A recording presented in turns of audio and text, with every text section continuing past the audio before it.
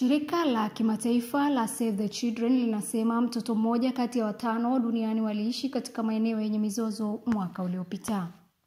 Katika ripoti yake, shirika hilo lithibitisha kuwa watoto milioni 520 walikabiliwa na matukio ya kivita mwaka 2024, idadi ambayo ilikuwa juu zaidi kwa kipindi cha miaka 3 mfululizo.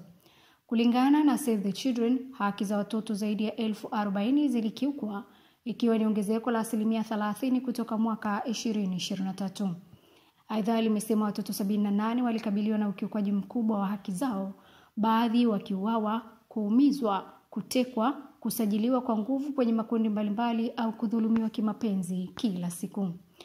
Afrika ina asilimia kubwa ya watoto ambao wanaishi katika maeneo yenye mizozo, ambapo kwa sasa watoto milioni 218 wako kwenye maeneo yenye mizozo.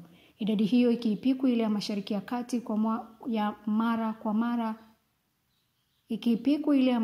Kati kwa mara ya kwanza tangu mwaka 2017.